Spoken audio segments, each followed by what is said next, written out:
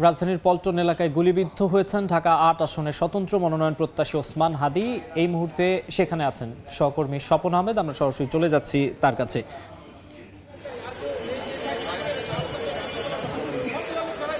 ওসমান হাদিকে যে জায়গাটিতে আসলে গুলি করা হয়েছে সেই জায়গাটি হচ্ছে কালভার্ট রোডের ডিআর টাওয়ার যেটি রয়েছে সেই টাওয়ারের একদম সামনে। আমি যদি জায়গাটি একটু আপনাদের দেখানোর চেষ্টা করি, নিশ্চয়ই আমার ফ্রেমে দেখছেন যে বাইতুস সালাহ জামে মসজিদের, নয়াপল্টনের বাইতুস সালাহ জামে মসজিদের ঠিক অপোজিট সাইড অর্থাৎ ডিআর টাওয়ারের সামনে এই সময়টিতে ওসমান হাদি কিন্তু একটি রিকশাতেই ছিলেন। তো ধারণা করা হচ্ছে এখানে যারা লোকজন ছিল তারা আমাদেরকে যেটি জানাচ্ছেন যে দুইজন ব্যক্তি দুইটি মোটরসাইকেলে আসে এবং দুইটি মোটরসাইকেলে চারজন ব্যক্তি আসে এবং এই চারজন ব্যক্তি আসলে একটি মোটরসাইকেল থেকে পিছনে থাকা যে ব্যক্তি, সেই ব্যক্তি আসলে এই ওসমান হাদি যখন তিনি রিকশায় ছিলেন তাকে উদ্দেশ্য করে আসলে গুলি করে তাৎক্ষণিক কিন্তু এই ডান সাইড দিয়ে পালিয়ে যান। আমার ফ্রেমের ডান যে সাইড রয়েছে সেই সাইড দিয়ে পালিয়ে যায়। আশেপাশের লোকজন কিন্তু তখনও আসলে কিছু বুঝে ওঠার আগেই এই যে চারজন ব্যক্তি ছিলেন মোটরসাইকেলে আসছিলেন তারা কিন্তু পালিয়ে যায়।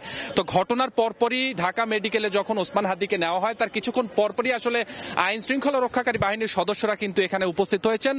তারা আশেপাশের সিসিটিভি ফুটেজ বিশ্লেষণ করছেন যে আসলে কারা এই ঘটনা ঘটাতে পারে এবং কেনই বা এই ঘটনা ঘটানো হয়েছে। আপনি নিশ্চয়ই আমার ফ্রেমে দেখতে পাচ্ছেন যে আইন শৃঙ্খলা রক্ষাকারী বাহিনীর ব্যাপক সদস্যরা এখানে উপস্থিত হয়েছেন এবং তারা কিন্তু আশেপাশের যে সিসিটিভি ফুটেজ রয়েছেন সেগুলো খোঁজার চেষ্টা করছেন এবং সেগুলো খোঁজার পরে আসলে তারা আমাদেরকে জানাবেন যে যেহেতু সাধারণ মানুষ বলছেন যে দুইটি মোটরসাইকেলে চারজন আসছিলেন, অতএব পুলিশের পক্ষ থেকে এই সিসিটিভি দেখার পরেই আসলে তারা আমাদেরকে মূল যে বিষয়টি হয়েছিল সেই বিষয়টি জানাতে পারবেন। এবং পুলিশের পক্ষ থেকেও বলা হচ্ছে যে আসলে কি ঘটনা বা কি কারণ ছিল এই বিষয়টি আসলে পুলিশের পক্ষ থেকে এখনো আমাদেরকে কোনো কিছু জানা হয়নি।